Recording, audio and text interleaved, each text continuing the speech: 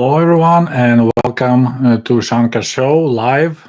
Today we are marking, I can say we are celebrating, we are marking 100 years since the Soviet Union was created back on December 30th, 1922. My grandparents were, let's see, they were born 1907, so they were, 15-year-old at that time. Yeah, we're gonna talk about it. I got a little значок, little badge that I used to wear back in the Soviet days when I was in the first and third grade. If you guys can please confirm that the sound is okay. Hopefully it is. Just trying to get light in a little bit better here. Oh, I want to get too close. All right, that's good enough. Okay, so yeah, it's I would never. Okay, sound is good. Thank you very much, Grant. Uh, Looking back, I would never imagine that I'll be making a live show from Michigan, talking about Soviet Union and celebrating. Well, as I said, we can't really say celebrating, marking 100 years since it was created. I just want to point out right away, back during the Soviet days, it wasn't celebrated a lot. I mean, when it was like a round date, so 1922, so 82 was the last kind of round date, and it's only what 70 years. That's what I remember. That's when was celebrated. But December 30th is right around the corner for the New Year celebration, which was the biggest holiday in the Soviet Union, really. Not the like a Soviet style holiday, but generally was the biggest holiday. So people were busy running around getting ready for the New Year celebration. So I don't remember like really any big celebrations for the every anniversary of the Soviet Union. Uh, there may be some officials. I think in 1982 there was the last time was a big official meeting in Moscow, and but otherwise we were busy buying champagne, buying alcohol, and getting ready for celebrating New Year. Let's see. We got the first comment from Baby Lucia. 100 years since millions of people were killed unnecessarily. May they rest in peace. Definitely, the cost of this socialist experiment was extremely high. Uh, and as another point, I have quite a few comments from leftists, like from tankies. They saying, "Look how much returning capitalism, what it did to the people of Russia, Ukraine, uh, drug abuse, um, life expectancy got way shorter." So they're listing all these things that did happen, in fact, after Soviet Union collapse, but they forget to discuss like how many millions of people died just during the Civil War. As you may know, after the October Revolution of 1917, there was a civil war. It lasted pretty much into the 1922, and no one knows still for sure how many people perished. Estimate 10 to 12 million people, just the civil war before formation of the Soviet Union. So if the Soviet Union was around, what festivity did they? Well, I mean, 100 years, it's a big deal. Definitely, they may even do a parade, although like we never had a parade celebrating uh, creating of the Soviet Union. The biggest Soviet holidays was November 7. That's October Revolution, which sounds silly, right? But on November 7, we celebrated October Revolution. So that was a big holiday, and sometimes they had parades in Moscow and other large cities. And then, of course, May 1st, uh, International Workers' Solidarity Day, we had a parade, not a military parade, but just a regular parade. And then May 9, it wasn't celebrated during the Stalin times, but then under Brezhnev, that's when it started. They started celebrating Victory Day in the Great Patriotic War. Once again, Soviet Union had its own war. It was our war was a part of the Second World War II, but not exactly. So there'll probably be a big meeting in Moscow, and all the, you know, at that time, I don't know, because Gorbachev introduced the title of president of Soviet Union. Before, we had no president, right? General Secretary of the Communist Party was the unofficial leader of Soviet Union, but we never had like official president. So if that title would remain, so there'll be probably big festivities, probably fireworks. But as I said, they didn't think about, maybe they weren't planning so to get this holiday so close to the New Year's celebration. Oh, we got even Sweden. Get greetings. Glad you join us. Let's see. We'll go through your comments. I just want to say that you make one of the most interesting stuff on YouTube. Keep on tracking. Thank you so much. It's the comment from Sweden. Happy New Year. Yeah, I apologize. I only give a short notice. We went grocery shopping with my wife since tomorrow is a New Year celebration, and I'm home this time because my schedule, you never know. A lot of times I worked during the New Year celebration, but we're going to make shuba salad. So we're going to have some of which no one eats but me because it has a pickled herring in it. So tomorrow we'll do some cooking and prepare for that. So I wasn't sure if I'll be able to do any live today, so I'll decide I'll do a little short one. I don't know, maybe 30 minutes, maybe an hour. So let's see. We got people commenting they like my lives, so I appreciate that. Glad to hear it. People lived in misery in Tsarism, socialism, take out of poverty millions of people. Yes and no. As a result of the socialism, the equality was achieved by making everyone poor, by making salaries pretty much the same. It was a comfortable. Yeah, we got rid of rich people, and it was another, like, we had a joke. So when Stalin went to heaven, I mean, if he could go to heaven, he met early revolutionaries, and they're talking about how the Soviet Union doing. He's like, well, I'm happy to report we don't have any more rich people in the Soviet Union. And they're like, oh, god damn it, the plan was not to have any poor people in the Soviet Union, but because housing was heavily subsidized, it was a comfortable place to be poor. Like, my parents struggled financially all their lives. We had to buy everything on payments. Both parents worked full time, labor union members, but we never worried about being kicked out of our apartment because it was, well, in our case, wasn't cheap because we bought cooperative. So yeah, the idea was good, but socialism, unfortunately, applying socialism to real people doesn't work. Socialism is ideal system for ideal people, and that's why it fails every single time, no matter what country you apply. So far, it's a 0% success.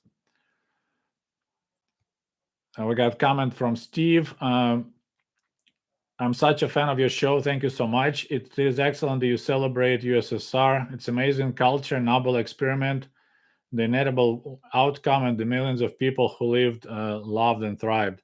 Well, if you look at the whole, of course it was experiment because no one did it before, and initially it was a lot of optimism.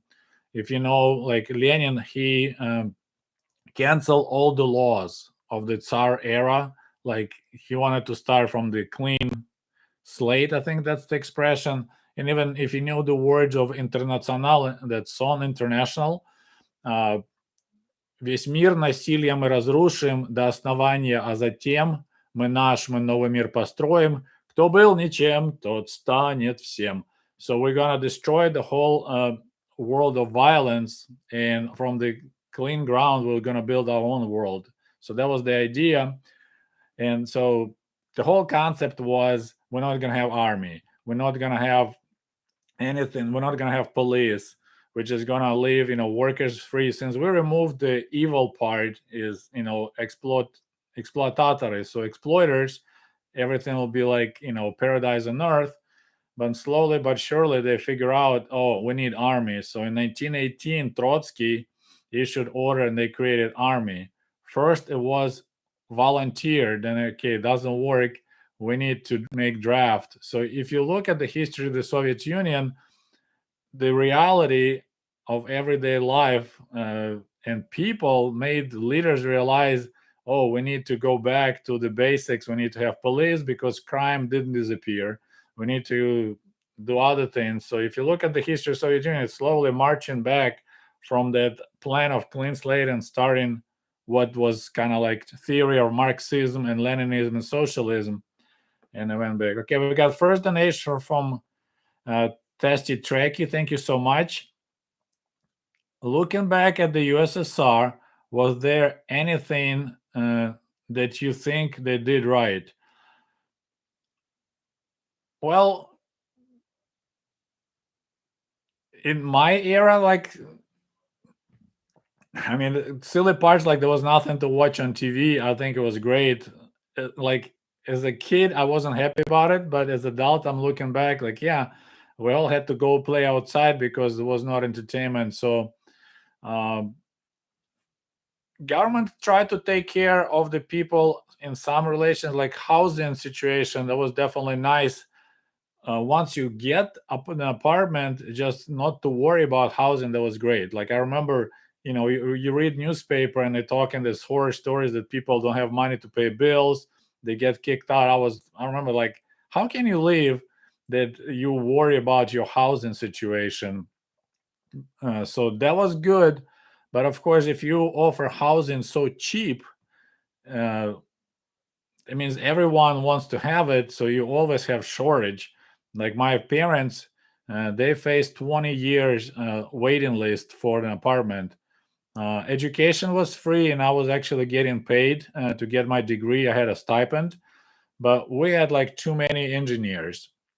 We were proudly announcing that we have the most amount of engineers graduating every year, but we had a lot of jokes about engineers being broke because the basic pay was really 130 rubles. So engineers weren't making a lot of money. So it's a lot of good applications, but it just doesn't work in reality. Like if they had a huge amount of money coming out of some nowhere and they could provide. So yeah, it was comfortable to live there even if you're poor. And some people like this idea that tomorrow will be exactly the same as yesterday, and and you just don't worry about your future. But then there's really, like, there's no future. You're just going to work at the same factory doing the same things, and then you're going to retire. And so, but generally, yeah, as I said, that thing about there's no stress.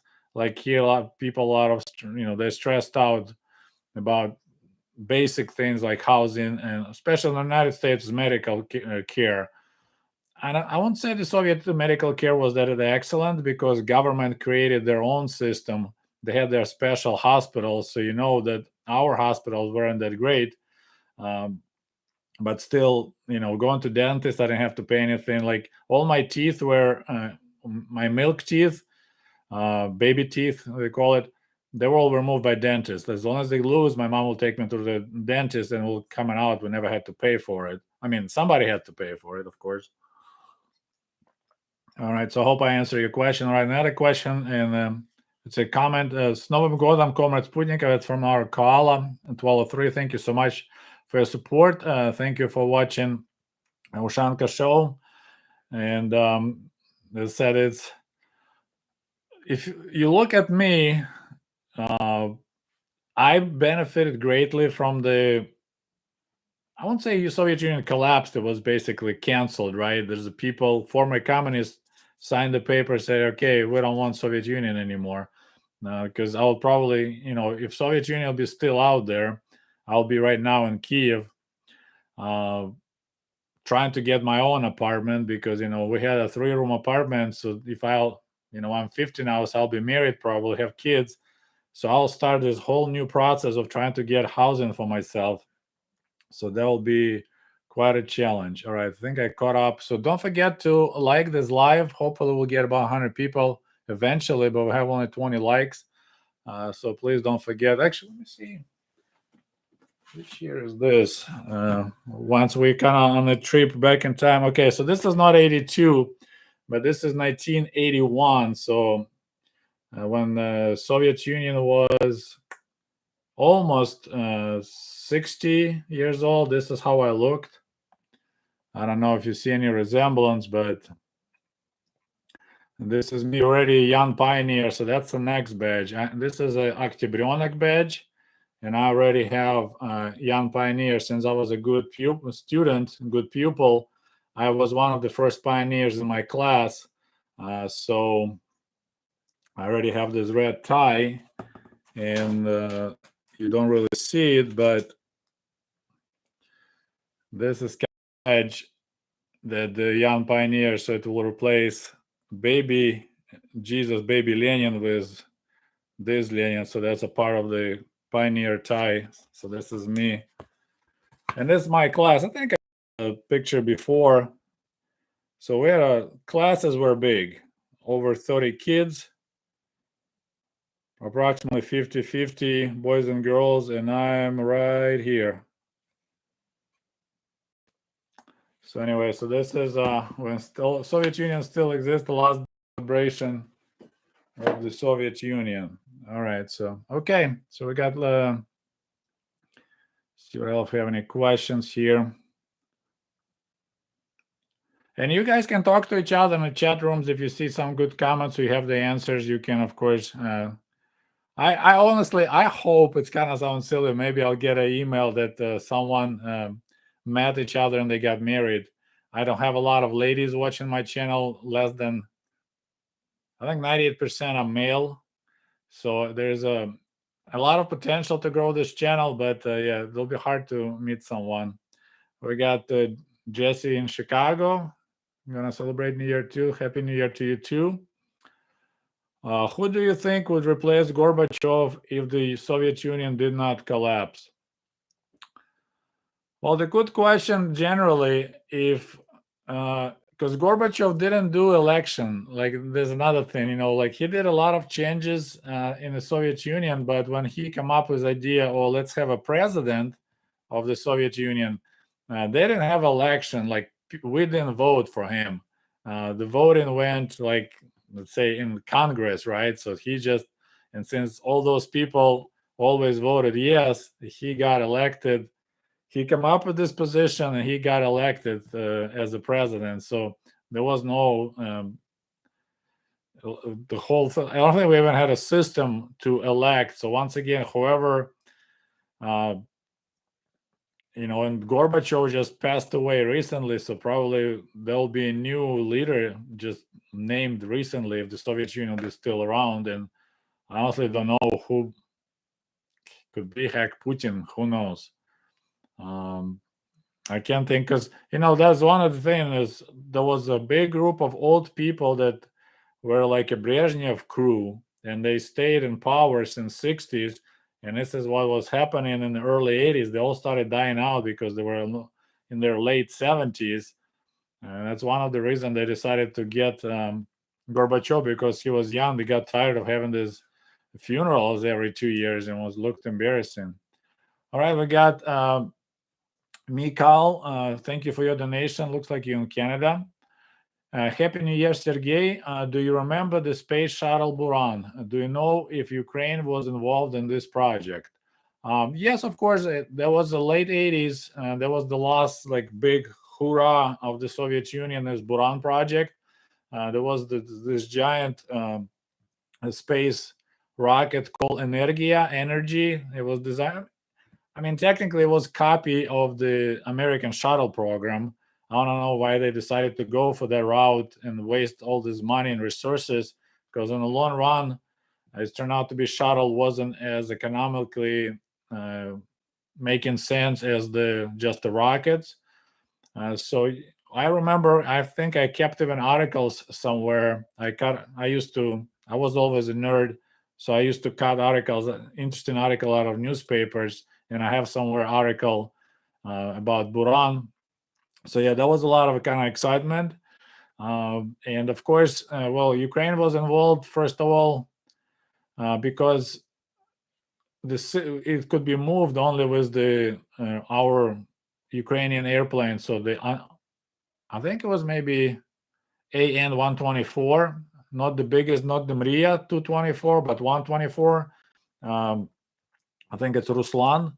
That's the plane that was designed to actually carry Buran space shuttle. So that's part. And Yuzhmash was the one, I think, the biggest rocket maker in the Soviet Union down at Dnipropetrovsk. Dnipro, it's called down. I'd be surprised if the rockets came from there, from Ukraine. So yeah, Ukraine was always big industrial part, and I think they manufactured the most rockets in the Soviet Union. It's a Yuzhmash. We got another donation from Aaron Tenenbaum. Thank you so much for your donation and your question. Do you think Camp Counselors USA was ultimately a good program for children? Oh, of course, it depends on the application.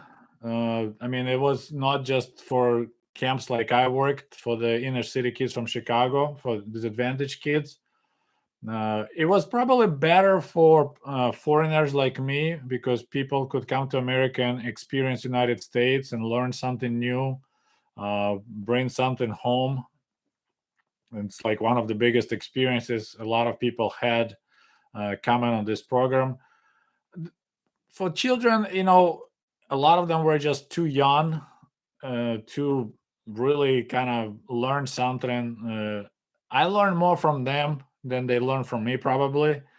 A lot of my stories, they couldn't just understand this whole, what do you mean you had to walk to school, or no, never had snow days. But I think I told in my book 1995 that like one first thing I noticed that how often they mention my mom and my boyfriend. That was the first shock to me. I was like, why you don't have fathers? Like, it was pretty much almost every kid, if he tells about his life, there'll be my mom and her boyfriend. So that kind of stuck in my mind, that memory. And then I remember one day I was specialist. I was a lifeguard and photography specialist. So I didn't really interact with kids, like I wasn't a counselor. But once in a while they'll make us watch kids while the counselor is away, have a night off. And I remember there was a rainy day. We were stuck in the cabin. So I just started drawing because I'm pretty good at drawing pictures. And I drew, different pictures, cars, this and that. And the kids like, whatever. Then I drew McDonald's arches. And I was also amazed what a reaction. They saw McDonald's arches and they were just like, well, that's because they're watching cartoons and the McDonald's advertising. They're so aware of that brand. So I just did those arches. Kind of, I don't know what kind of picture, but I remember how they're just like, oh wow, McDonald's. He drew McDonald's arches. So yeah. So I don't remember like I had more conversations with counselors. It was interesting to exchange with them, but most of the kids just were way too young to learn something from us. I mean, we definitely were a little bit different. Like I played some rap music, and I remember kids asking like, "Why are you playing this sexy music?" And I was like, "It's not sexy," but my English wasn't good enough, and it was that cool LJ, and it was I'm doing, wow. And I listened now, I was like, oh my god, this song is bad to play for like 7, 8-year-old kids, but I didn't know the words. I just didn't like the tune, but yeah, so I don't know. Wow, we got actually somebody from New Zealand, and looks like he probably was Sergey and born 1971. So maybe we even look the same. We got Canada here. Okay, so we're going again. So you have answered the question. Grateful for all the YouTube channels from former Soviet Union countries who dare to speak the truth. It's really hard to do it in Russia, of course. I'm surprised that they still allow YouTube. They blocked pretty much Instagram, they blocked Twitter, they blocked most of the social media, but they let the YouTube go. It's kind of weird. Yeah, we got New Mexico here. Greetings. Question. Jack me off. Okay, where do you live now? I live in Michigan, Southwest Michigan. If you live in Michigan, you use your hand. This is I learned that. So yeah, I came to Michigan to work, end up stuck here. Do you think that the Soviet Union brought out the best or worst of the West? Well, Soviet Union was built by the West. Uh, so the worst of the West is greed. It's what built Soviet Union. They should refuse money, gold, grain, anything that Stalin offered, and they shouldn't build their tank factories. Uh, I'm working right now. Let's see if I can carefully remove it. So, fortunately, I don't remember the name. One of the subscribers sent me this book, Building Utopia. And I want to thanks again. I'm working through it right now. I'll be making reviews just like I do review on my back on red. So this book is written based on the letters from the Austin family. So Austin Engineering, that's the company that designed car factory or truck factory in Gorky. It's called Gaz.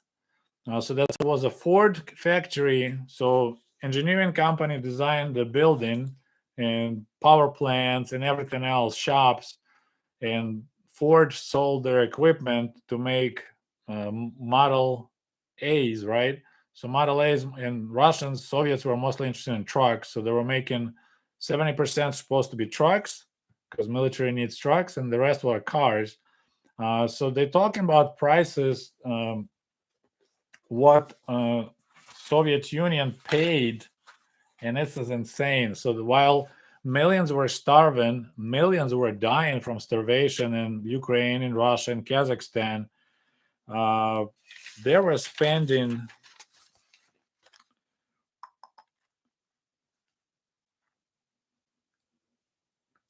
it's in the money of 1930s.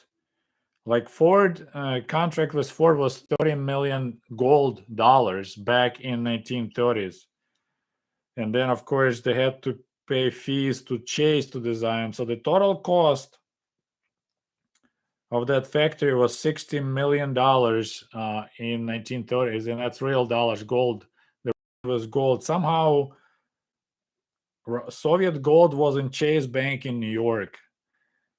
So yeah, it's crazy. So the West built the Soviet Union. They build their factories, and they give them technology.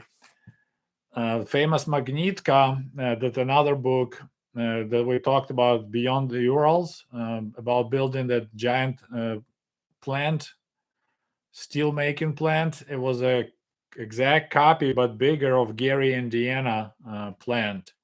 So the West sold its best because of they needed to make money. So they could choose different route, but of course it's always money talks. So even they were like, well, we probably shouldn't do it, they did it. It's pretty much most technologies came from the West, engines from Germany, uh, airplane technology from Junkers.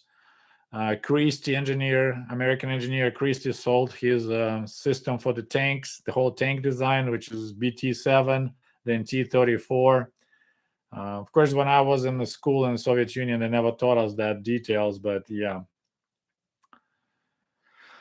So, pretty much just like Lenin said, that the greedy West will sell us the rope, and we're going to use that rope to hang the West with. It didn't work for the Soviet Union. Now China doing similar attempt, but China said they will teach us how to make the rope, and then we're going to use that for the West. So we'll see how that goes.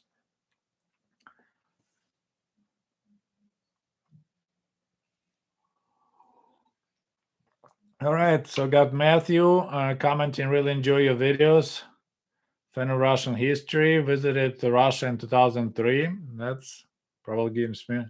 Did they have TV commercial in the Soviet Union? I don't recall any. Some people claim in the Baltic states, republics at that time, Baltic republics like Estonia, Latvia, and Lithuania, they had some kind of commercials on TV. Otherwise, no. So that was a good part. I mean, there was not much to watch on TV, but there was no commercials. So I just made recent video. If you go to my playlist, how I felt violated when I first time watched a Western movie and they stopped movie in the middle, started showing commercials. That was horrible. Okay, thank you for doing this. This channel should be much more popular. Thank you so much. I totally agree with you. I got a lot of comments. I have a lot of feedback that the people like my channel. Uh, Actually, recently had a question from somebody who works as a professor in the college down in Nevada. Some of his students had questions about. He said girly magazines, and I had to ask what the girly magazines means in his understanding. So uh, people watching my channel learn stuff, but yeah, YouTube for some reason just not promoting much. I mean, we're growing. Now it's about 1,500 new subscribers every month, but it's still a long way to go to 100,000 subscribers. Okay, we got another donation from Testy Tricky. What do you think of the speech that President Zelensky gave to the Congress? Honestly, I didn't listen to the speech. I mean, I kind of know what he would say. So, unfortunately, I didn't have a chance to listen to the whole speech. I mean, Ukraine in a tough spot, and any help is appreciated. And of course, we always have that pushback. I mean, looking back in World War II, there was a lot of pushback back then. Why do we need to get involved with the war that has nothing to do with us? I mean, this is a continuation of the same story. And why do we waste money and all that conversation? So what I want to tell people, those Americans that they say we're wasting money, give money to corrupt government. First of all, money stays United States. You should understand that, right? It's equipment goes to Ukraine, military equipment, Humvees, rockets, ammo. Most of the money stay United States. So you actually make America great again, and you make better weapons. You help Pentagon to learn peer-to-peer competition and learn live without spilling their own blood. So it's a huge benefit to the United States. But I also want you to remember that back during the Vietnam War, how many Americans were killed there, and guess what? Weapons killed the Americans back then. There was Soviet rockets, anti-aircraft rockets, Soviet ammo, Soviet AK-47s. So if thinking karma out there, this is karma right now. This is a payback to what Soviet Union did. I mean, they brought their advisors. Soviet pilots were fighting American pilots pretending to be Vietnamese. So that whole thing was done by Soviet Union, stabbing America in the back. So if you think America shouldn't do it to Russia, I would beg to rethink that, because Russia, Soviet Union never have any hesitation about doing stuff like that.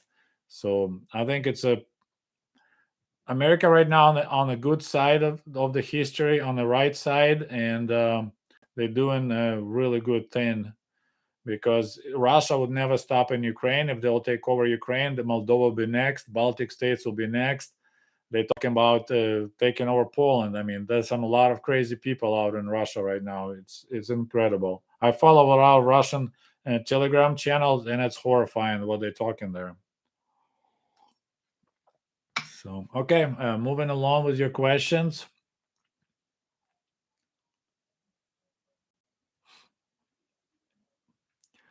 There's a comment from Silly Wheelie. My Russian grandparents got a mortgage in their flat, 3-bedroom apartment, yep. Instead of waiting for the government flat. How common were private mortgage houses? I have a video about it. It's not really private mortgage. Those were called кооперативные квартиры, cooperatives. So instead of waiting for the government to build apartment, people pulled the money. You had to put 30% down payment. So like 3-bedroom apartment, that's what my parents got in the early 80s. It was 15,000 rubles. So picture your salary 150. Well, your salary $1,500. So you buy an apartment for 150,000. It's quite a stretch, right? the only good thing that mortgage didn't have had a small interest, like maybe 0.5% or 1%, really low. But still, my parents had to pay like 60 rubles or 50 rubles every month for 15 years. It was becoming more and more popular because the waiting lists were getting longer and longer. Like we had a choice of wait for 20 years or get this cooperative apartment. So I can't tell you percentage wise, um, but there was no waiting list on the bigger apartments because they were so expensive. Smaller 1 or 2 room apartments, you also had to wait even for a cooperative for about a couple of years, not as long as 10, 20 years. Cybersmith here. Let's see what we got.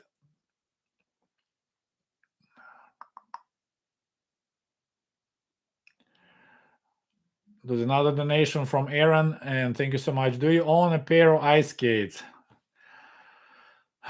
So there's another problem having a name, first name Sergey. Everyone expects me to skate like Sergei Shevchenko or Sergei Fedorov. I do have a pair of ice skates. I learned how to skate here in the United States. Back home, I was playing ice hockey, but we were just running like kids. I never skate back there. I'm horrible. My coordination is really bad. Took me forever to learn to snowboard. So I skate a little bit, but I look like we say like a cow on skates. It's not pretty. So all right, let's see what else we got. The next question, we got that.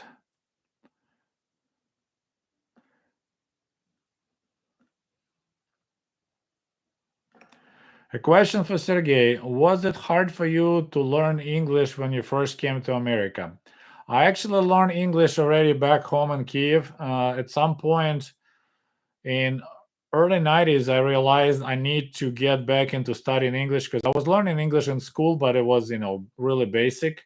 But I thought it was my degree in electrical engineering, and if I get a good English, I have a good chance to get a good job from some American foreign company. So I studied myself. I don't have it handy, but I brought, so I got my notepads when I was pretty much like forcing myself to learn English. I found people to correspond.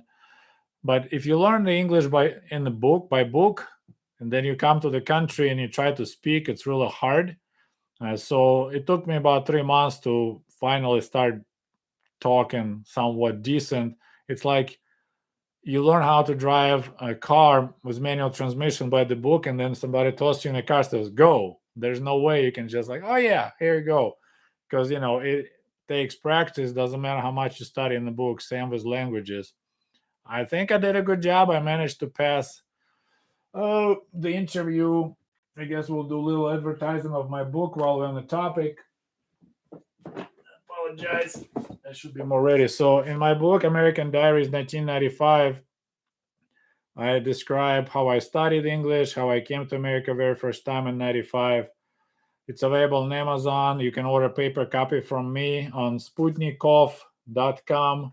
I'll send you a signed copy. So this is the beginning of my story in America. This is how I look when I work the summer camp. So yeah, that explains a lot there. So good book, 5-star reviews on Amazon. Like I have 143 positive feedbacks. Okay, moving along. What did you think about Soviet vending machines? Well, the only vending machines I was the soda machines. Those 1 kopeck or 3 kopeck machines that you wash the cup in a cold water, then you kiss the whole neighborhood when you drink that. I didn't think anything of it. When you're thirsty, you just go and buy a drink. It tastes okay. I mean, it was just a lemony flavor water, bubbly water.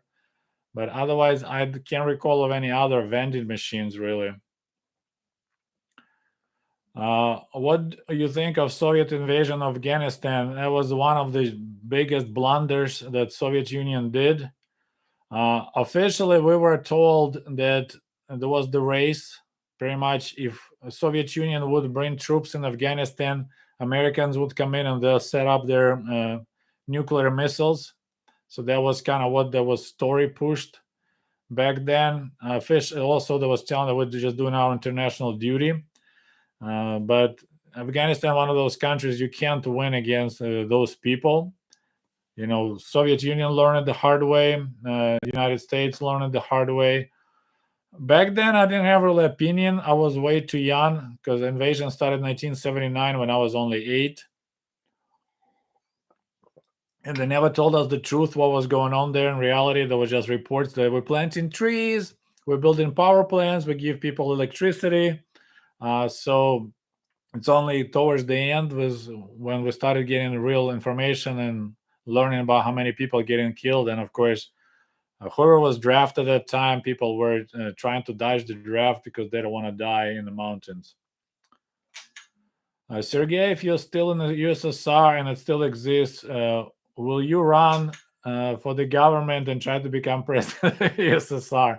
I don't think so. I never was interested in politics. I kind of became more involved here in America, but back then, you know, in the end, it was becoming more interesting when we had real election. I remember first the election in Ukraine. It was exciting because we had a lot of different candidates, different parties. There was a lot of excitement. Otherwise, before, no, I don't think I will be doing anything. I have some good ideas about if I'll become a president of the United States, but no. Another comment from Steve. I read a lot of about late Russian Empire. My favorite book is by Richard Piper's The Russian Revolution. What is your favorite? I'm more interested in the books of the early Soviet Union, like Stalin's era. So I'm going through. I mean, this is go to Black on Red, My 44 Years in the Soviet Union, written by Robert Robertson. I found this book amazing because it's guy lived there for 44 years. He's African American black engineer. I found this book really amazing because it's like everyday life of the Soviet Union from his perspective. So that's a really good book. And I just ordered a couple books about also early Soviet Union Stalin era. I'll make videos about it. Get some other ones. Yes. I'm sorry, I wasn't really prepared, but yeah, that's one of my favorite that I really enjoy reading is just because it shows the whole era going from Stalin times through the war times and then through Khrushchev. I think that's a really good book. Next question: who was the best Soviet leader? I think Gorbachev was the best leader because he was brave enough to try to change. I mean, there's a lot of parallels between Gorbachev and Khrushchev. Khrushchev, in some point, Khrushchev realized that whatever he kind of had this kind of like a small scale perestroika, and then he saw that everything was getting out of control, so he climbed back up, and he managed to stop that going, and then he got removed by Brezhnev. Well, Gorbachev attempted same thing, but it went, the whole corruption disease of the Soviet system got even worse. But I'm really thankful to Gorbachev for, I mean, now we have a lot of war going on and a lot of blood being spilled, and it's kind of going back. That probably would eventually happen back in 1990s when the Soviet Union collapsed, but somehow um, it was pretty much bloodless. There's not many people were killed, died during the, collapse of such a big country. So I think the fact that he let go his power without fighting, without starting any civil war. When in 1991, Three Stooges signed the agreement that we don't want Soviet Union more, and Gorbachev pretty much let it go. He then tried to, get military and anything like that. So, okay. Did Lenin mean well? It's hard to say. There's a lot of information about Lenin was actually classified, and when they declassified a lot of his telegrams, he actually you can't be nice when you are revolutionary and when you upending the whole system, you fighting the old system. he was ruthless. He was ordering like uh, killing a lot of peasants if they set up resistance. So he wasn't a nice guy as he was presented in in our stories. So I mean, he had his idea of making world communism, and he didn't care about what the cost, just like Stalin didn't care. So he just got removed. So it's hard to say what was going on, but he was smart enough to realize that socialism doesn't work, and that's why he introduced new economic policy, NEP, which was then shut down by Stalin. Next comment. I sometimes wonder if the Cold War, an example of the Soviet Union, has tainted the idea of the government doing things in the USA. Uh, I'm not sure. I mean, there's a countries that way closer to the former Soviet Union, like Sweden, Norway, Finland, and they do a lot. The governments do a lot for their people, and a lot of what they do to their economy. I mean, people call it socialist. It's not. Socialism means no private means of production, right? But if you look at Norway, they have a state company that runs the whole oil business. They don't have private companies that drill for oil. And all the money, all the profits go to the government. They go into their sovereign fund. They go to pay for the social programs. So I believe they have a lot of perks of, like, I don't think they have free housing, but free medical care, free education. They have a 30-day vacation, paid maternity leave. So government takes care of a lot of things. Of course, it's supported by oil. You can't afford those services in any other country that doesn't have that cash flow. So it's a lot of it propaganda. Like, unfortunately, people, I have so many comments about this, Democrats are socialists or communists, and so America becoming socialist. I was like, why don't you just Google it, study what socialism is before you do this kind of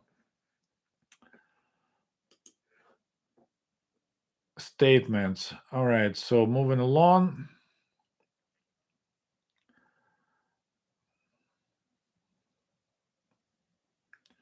What kind of person aspires to be his NSB agent? I don't know what NSB means. Oh, we got 100 people. Yep. Thank you for joining. We got 100 people joined. I appreciate it. See if we can get 100 likes. That'll be great. I like numbers. Got Brooklyn, New York.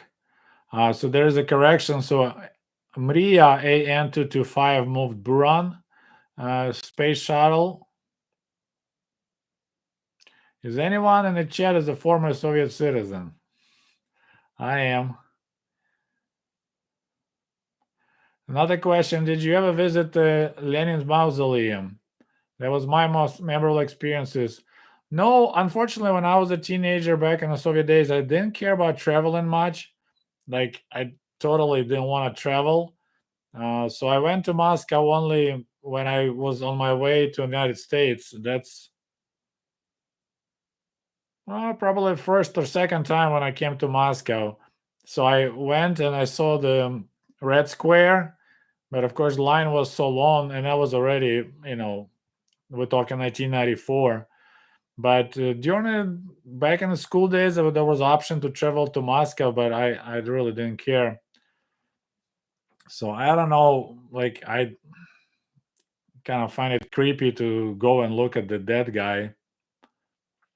Which ex-Soviet republic did the best? Well, Baltic states, absolutely.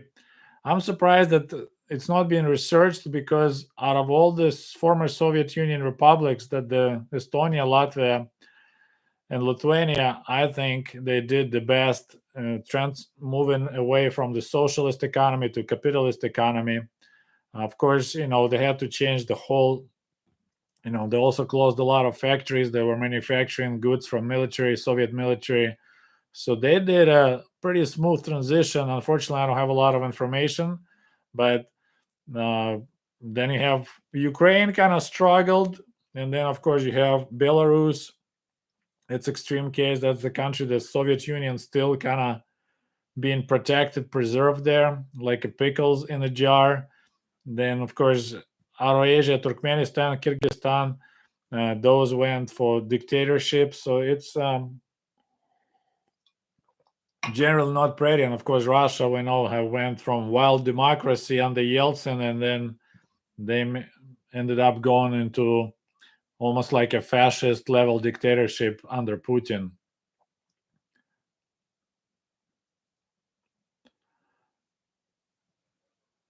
Okay, moving along. There's the questions. Did you know that Tchaikovsky was one quarter Ukrainian? No, I at that point really didn't care. Like, what is the how much Ukrainian blood people have? Like now, a lot of Russians they blame Ukrainians for all the trouble the Soviet Union had because, well, Brezhnev was apparently Ukrainian. Although, like, his passport first was saying he's Ukrainian, then it was saying he's Russian. Khrushchev was also apparently Ukrainian. So that's those Ukrainians, they're the one that destroyed Soviet Union. I was like, well, you can look from a different angle. If Ukrainians were smarter than Russians to become leaders, then why don't blame Ukrainians for that? So,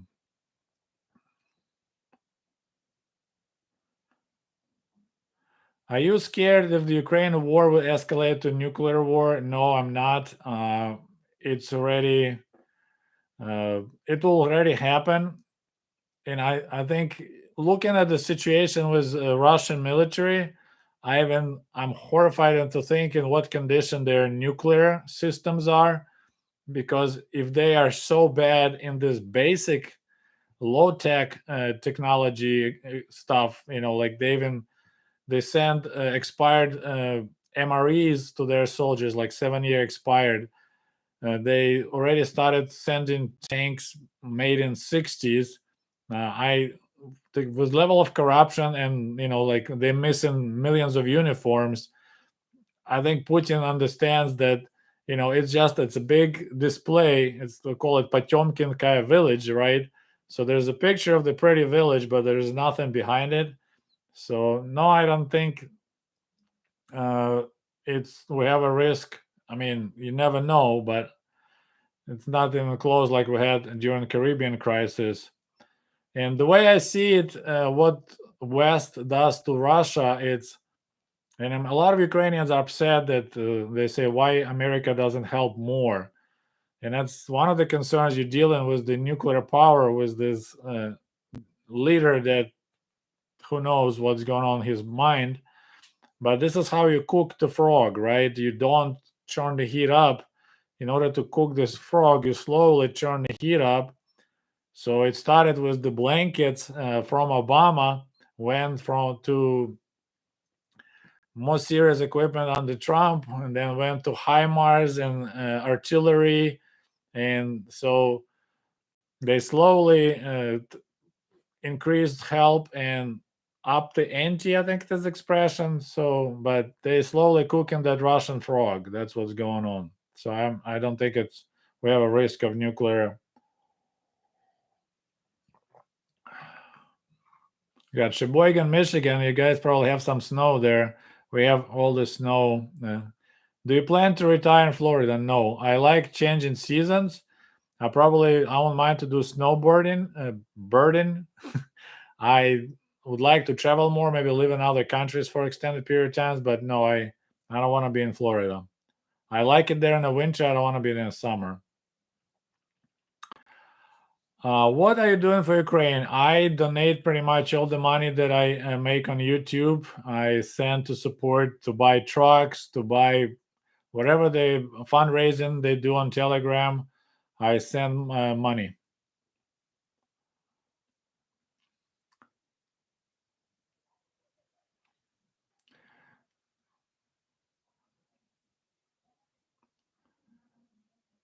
Okay, so we got some comments from what I was saying.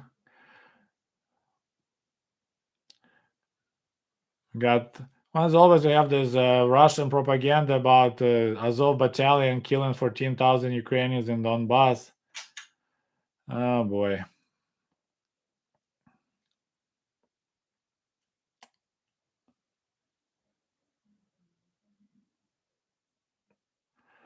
There's a comment about Zelensky. I can't believe what I saw on YouTube and Instagram. When Zelensky was just a comedian and actor, he performed in Russia 24th of New Year 2013. Oh yeah, I mean he's a Russian-speaking Jewish person. I mean he grew up. I mean he's kind of like he's younger than me, but same thing. Grew up in a Russian-speaking family in Ukraine. Uh, his business. He was making movies in Russian language. So he is kind of that also product of the Soviet Union. But it's he made the movie called "The Servant of the People." It's on YouTube. I think they have it like with English subtitles. I recommend to watch it. That's how he became the president of Ukraine, because in the movie it shows him how he became a president of Ukraine by accident, and that's kind of hilarious. I watched that show; it was pretty good. And then he was doing so good in that show that the Ukrainians like, well, let's elect him as a president. He's doing so good in the movie. He probably can do really well in reality, but he wasn't doing that good. But he definitely impressed me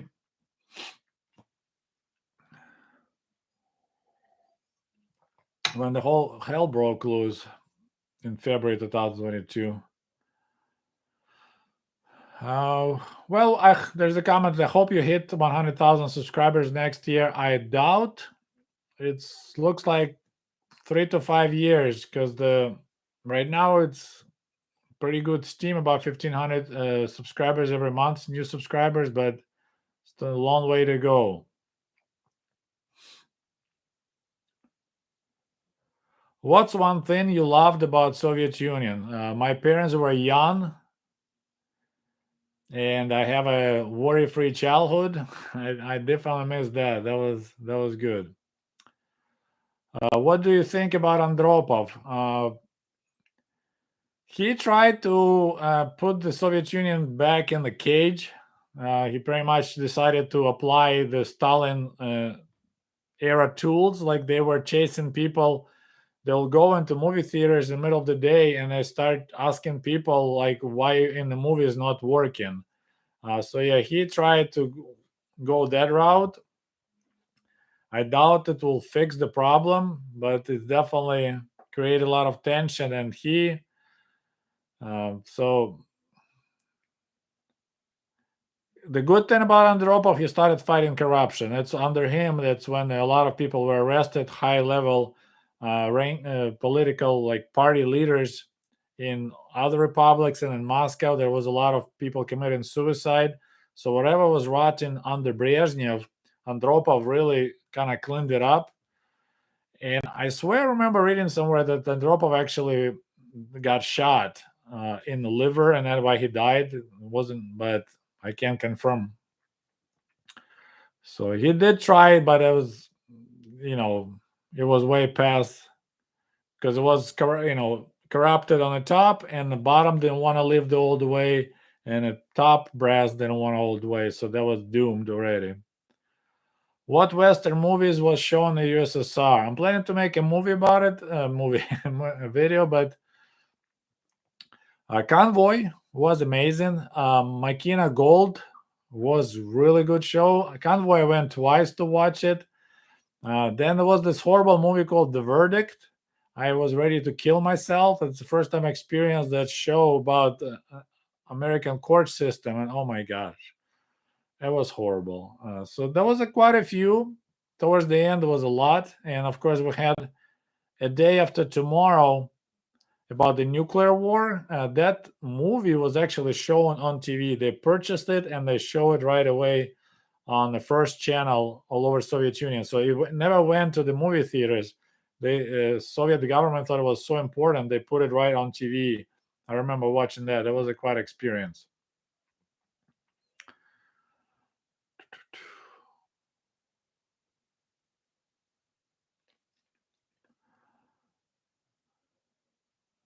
Talk about kittens in the USSR and YouTube will love you. Well, I talk about kittens in the USSR, how my grandma was finding little kittens and then bury them because she didn't want more cats. So yeah, I don't think YouTube would like me for that.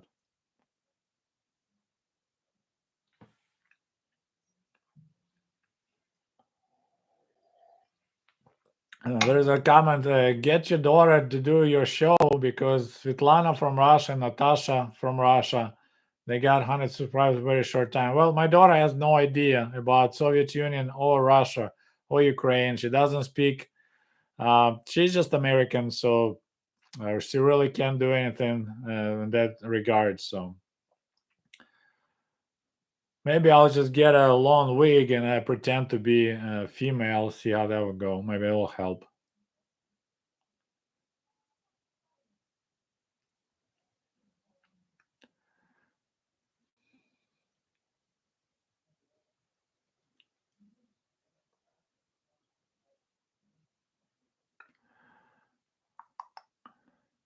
Andropov was Gorby's patron. Yeah, I remember I actually read the comment that he there's this diaries, forgot the name of the guy, but he was mentioning he was so happy that Andropov found Gorbachev and promoted him to Brezhnev. So, all right, we got another donation. I'll be wrapping up for about an hour. If we can do 100 likes, that'll be great. We're almost there. We got 97 right now. Thoughts about proposed union of sovereign states that Gorbachev proposed in 1990. Would it happen if the August coup never happened?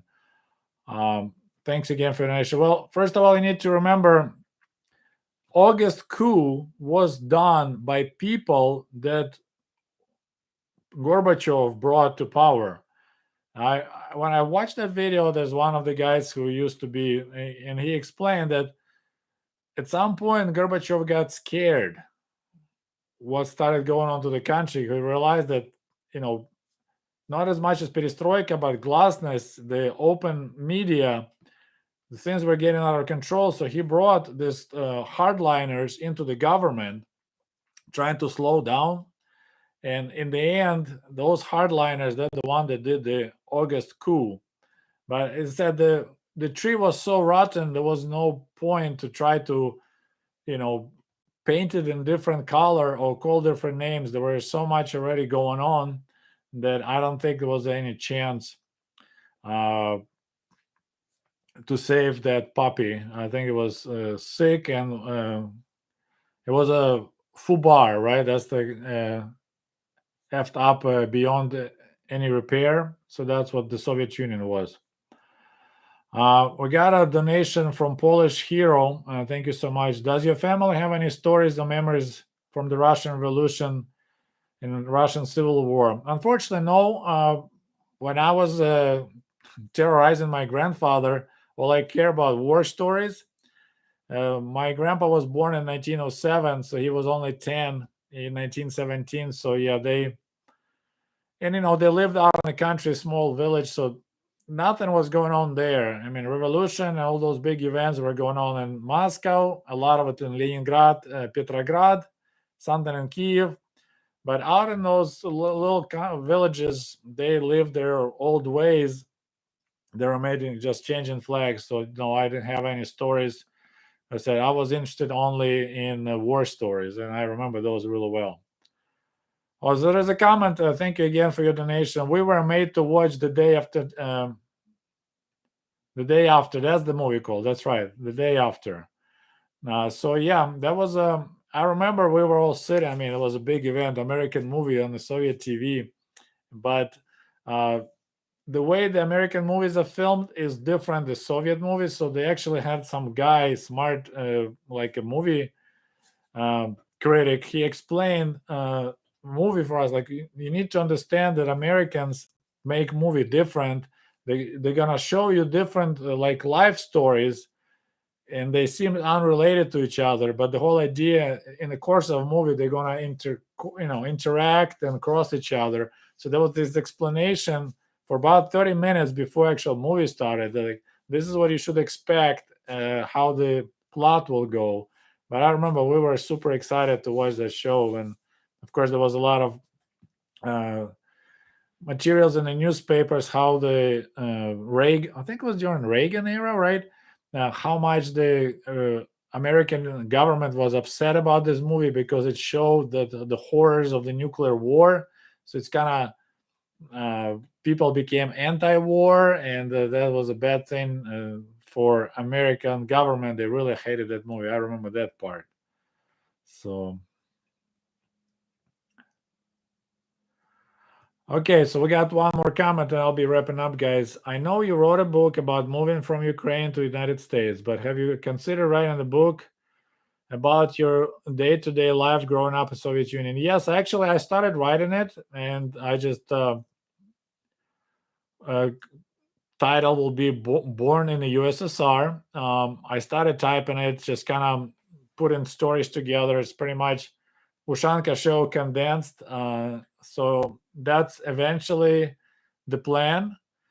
As I said, I right now in the let me see once again. So my second project is the English version of this book. It's once again my second trip to America in 1996. This is the Russian book. Right now, I already got it translated and everything good to go. I'm waiting for it to be formatted and it's gonna be published. So that's my second book. I started writing in English right away. I'm not writing Russian version anymore. 1997, and I said I'm working on a project to do Born in the USSR. Just pretty much all the stories of my grandparents, my parents, and my memories. Pretty much they'll be like a Ushanka show on the paper. So. All right, guys. Well, thank you so much, everyone, for joining in. We got almost 100 people showed up, so I appreciate you once again. We talked a little bit about Soviet Union. I said I personally think it was doomed. There's a book called 1982, but not that 1982. It's like, will the Soviet Union survive past 1982? I had that book somewhere, and it's pretty much was explaining why it was doomed. I need to find that book and look at it again. But personally, I think I got lucky because I was born in 1971, so I kind of had 20 years of Soviet Union, and I was very young, so I was open-minded, I was flexible, and I had enough skills to adjust to the new reality, and I, took the full benefit. I didn't care about doing drugs or do drinking. I was studying English. I was smuggling vodka to Poland. I was doing buying, selling in Kiev. So I had this entrepreneurship skills that I never knew about. Collapse of the Soviet Union opened the doors for me to travel to the other countries. I went to Germany. I traveled to America. So personally, I benefited greatly. Some people, it's like suddenly shallow pool became deep pool, but now you can swim, you can explore. So people who are willing to do that, they benefit. But of course, there's the people who just didn't want to swim or, so that's what kind of the way I see it. So once again, thank you so much for joining. I said you can support my work by buying my books. And we'll talk to you soon. До свидания. Goodbye.